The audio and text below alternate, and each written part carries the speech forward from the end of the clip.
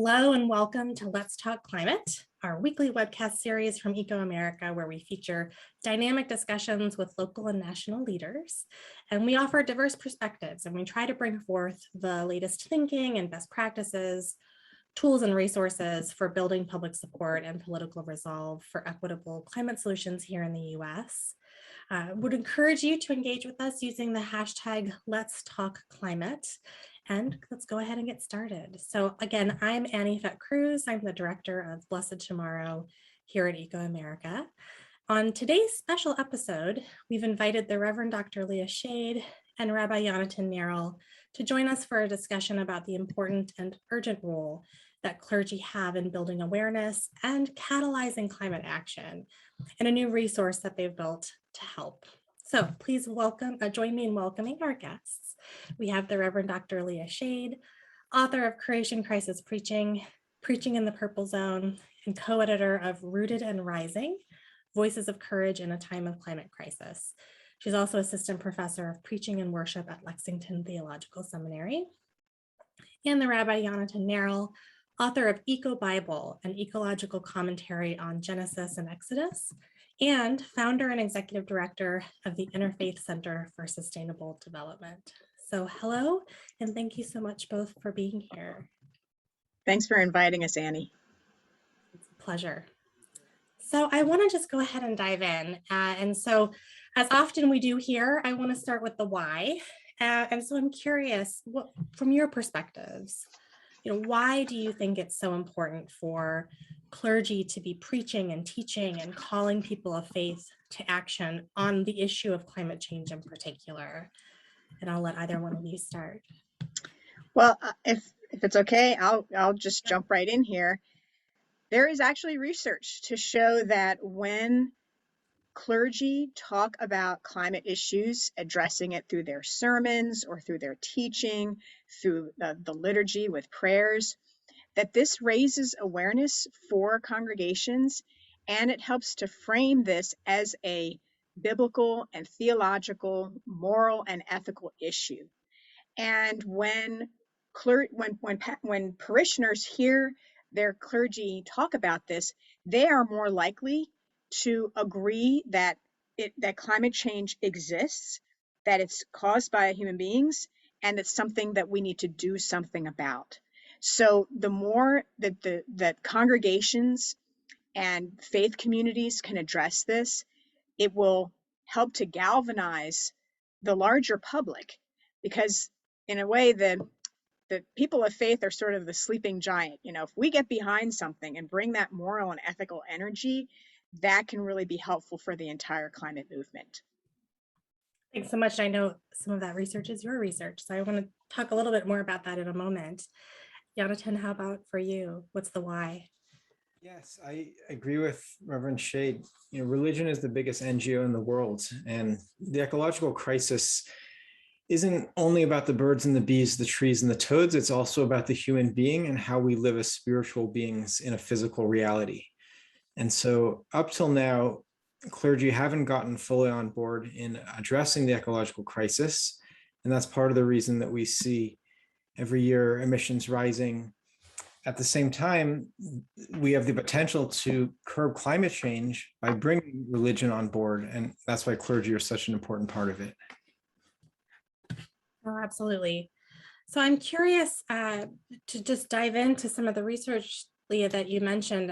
You do a lot when it comes to preaching and teaching. And so I know you just released some research last week that really illustrates some of the power behind creation and climate preaching in the context of some other news we've been hearing about, again, the lack of response by some clergy, including even in the Catholic Church here in the US. So I'm wondering if you can just tell us a little bit more about what you found. Well, there's actually some good news here. When PRRI did a survey asking parishioners if they've heard their pastors talk about climate issues, only about 30% said that they were hearing that. That was back in 2014. In 2017, I did my own research. I conducted a survey of mainline Protestant pastors in the US, and found and asked them, what topics have you addressed? What social issues have you addressed in your sermons? And gave a whole list and included all kinds of environmental issues among them. And again, only about 30% said that they were addressing these in the previous year, so in 2016. We repeated that survey just this year, and we found that there was a 19% jump, 19 points, I should say. So 49% of U.S. mainline Protestant clergy said that they had mentioned or addressed climate, eco-racism, or pollution, or species extinction, one of those issues in a sermon in the previous year. That means half of clergy are addressing this, according to my research. That's great. So we're seeing that increase. Is it enough? No. I'd like to see that get much closer to like 80 or 90%, but we're making progress. So that's good news. Great. Thank you for sharing that. And we'll make sure to add a link to some of that research in the description below for the recording. Yonatan, if I can come back to you, I know you're the founder and executive director of the Interfaith Center for Sustainable Development, and you're leading a lot of this thought leadership internationally on the connection between faith and climate, and really trying to mobilize faith communities, and particularly clergy, to action. So it's preaching and teaching, but it's also catalyzing that action that they themselves and others can take. And so I'm hoping you can share a little bit more with our audience about the work you do, the resources, and some of the projects that you develop to support these communities. Sure, I'd be happy to. We've organized, together with partners, 12 conferences on religion and ecology. And most of those have focused on engaging seminary deans and faculty and clergy on religion and ecology. We organize half of those here where we're based in Jerusalem, and half in different cities in the United States, including Washington, D.C. We also last year published EcoBible, which is an ecological commentary on the Pentateuch, or the 5 books of Moses. Volume 1 is on Genesis and Exodus. Volume 2 is on Leviticus, Numbers, and Deuteronomy. Together, this is a commentary of about 400 verses on with ecological implications drawn from thousands of years of rabbinic scholarship on this topic. And so that's one effort we've made to show that there's a deep connection between religion and ecology. Sometimes I talk to people and they say religion is one thing, ecology is another thing, but there's no connection between the two. But as we know, there's actually a deep connection. And so part of our work is in that regard. We also have a project called the Faith-Inspired Renewable Energy Project. We're working with the Anglican Church in Southern Africa to deploy a commercial scale solar field on church lands in Mozambique. And so that's an attempt to utilize large church lands for solar energy, since many of the congregants don't have access to electricity. Wow, that's really powerful work. Thank you so much for sharing that. And I know at Blessed Tomorrow, we're always looking for opportunities and efforts that we can be learning from or replicating, understanding that every location, whether it's nationally here in the US or elsewhere, is different, but even just the way that faith communities, congregations can talk about and have dialogue around what they themselves can do as an individual faith community or within the broader community is really important to us. And so I'd love to share more about that work and the successes that they find for any learnings that we might be able to replicate here. So maybe I can turn it to you both. You're partnering on a new project, a new resource, EcoPreacher 123. And this is really exciting, and we're excited to share this with our audience. So I don't know, Reverend Schade, if you'd like to start and tell us more about the project and what it is and how you hope to have folks engage with it. Yeah, absolutely. Well, Yonatan and I met at a Green Seminaries event several years ago. And so that partnership of ecological education is, I think, important to show how these connections can lead to something like this. So when EcoBible came out, he sent me a copy of it, and I'm reading this and I'm thinking, oh my gosh, Christian preachers just do not have access to this kind of depth of scholarship. I mean, thousands of years of rabbinic wisdom that they've gone through and pulled out the things that can help us understand how to be in better relationship with the land, the water, with communities. Just incredible. And I said to him that this is a great resource, and I wrote a review about it. And he said, well, actually, we're looking for ways to make this accessible for Christian preachers. And so we came up with this idea to create a resource that would be accessible, easy to use, and short. Because I know pastors are busy people, and they need to have something that has really concise summaries of the research, of the exegesis, and ideas for sermons. So we created this EcoPreacher 1, 2, 3 resource that has a summary of the exegesis of one of the passages from Eco Bible, and then one eco idea. So there's the one, a concise summary of here's what you could say in the sermon. 2 questions, eco questions, that allow you to go deeper into the topic, and then 3 possible eco actions, ways that you could make this relevant in your particular context. And so our goal is to put out one of these once a month, at least once a month, maybe more than that, depending on what passages come up in the lectionary, and let pastors have this resource to be able to think integratively about creation and the wider context of ministry. Sounds wonderful and exciting, and like a wonderful resource for folks to be using. Yonatan, I'm curious if you wanted to share any more about the project and how you hope individuals and worship communities might be using it. Well, we're basing it on the Revised Common Lectionary. So we are releasing a resource on the Monday before a lectionary reading for that upcoming Sunday, as a way to give tools for pastors and priests to preach on the lectionary and to make it relevant. And we're drawing on teachings from the Pentateuch as well as from the book of Psalms, based on a professor at the Columbia Theological Seminary in Decatur, Georgia, who's written some ecological commentaries on Psalms. And this is really an attempt to make it easier for clergy to teach and preach on this topic. That here is a resource that Reverend Leah has done an amazing job of sort of putting it in clear terms, and we're hoping that clergy will take this up. And a couple hundred clergy have already signed up to receive this. We're releasing it every few weeks, and we're planning to do so for the next year. That's fabulous. I would love to share sample sermons that you might hear from folks on who are using the resource, or even feature some of those clergy in another conversation in the future. Just to, I think having peers hear from each other to say, this is something you can do. There are ways and others who are helping us do it. And your congregation really needs to hear from us on exactly what they can do, which is why I love how you've built in those clear calls to action, in addition to the reflection and learning pieces of it. So thank you both for this great new resource. And again, we'll make sure to link to it below so you can all sign up and receive the material.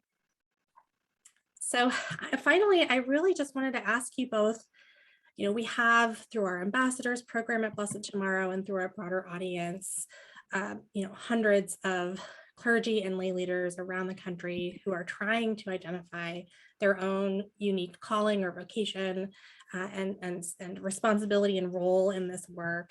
And so I'm wondering if you have any recommendations to help them along that path in order for us all to be doing as much as we can in this urgent moment that, of course, is rife with a lot of other issues going on in the world today. So any lessons you've learned in your own work as you've identified your path forward, resources that you would want to share, or any scriptures that you would want to share?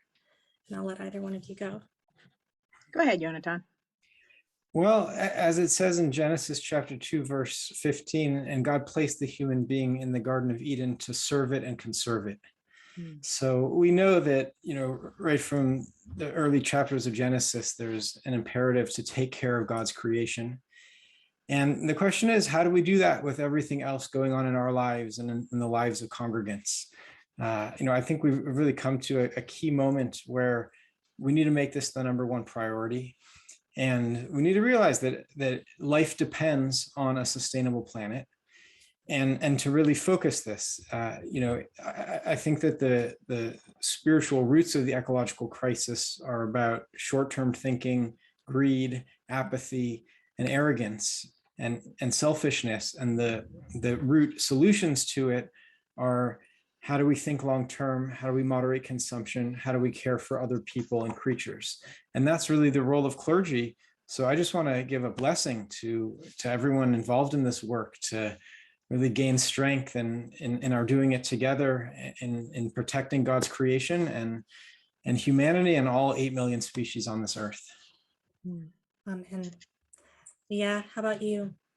Well, I actually want to recommend the Blessed Tomorrow resources. You all have done fabulous work doing your own research and putting together talking points and kits for congregations to use. I want to tell clergy and lay leaders, you don't have to reinvent the wheel. It's all there. And you can also look to your own denomination. They will often have some kind of creation care team or a particular ministry that's devoted to that puts out things from your particular theological and denominational perspectives. So look for that. But one of the things that I want to echo from Yonatan is the admonition to be talking about this much more frequently than you are now.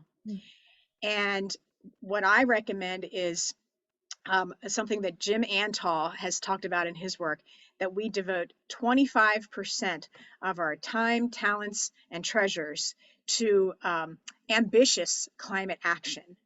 And so churches can do all kinds of things, from educational events to stream cleanups to advocacy, and to really frame this as, this is part of who we are as people of faith. It's not some separate political issue.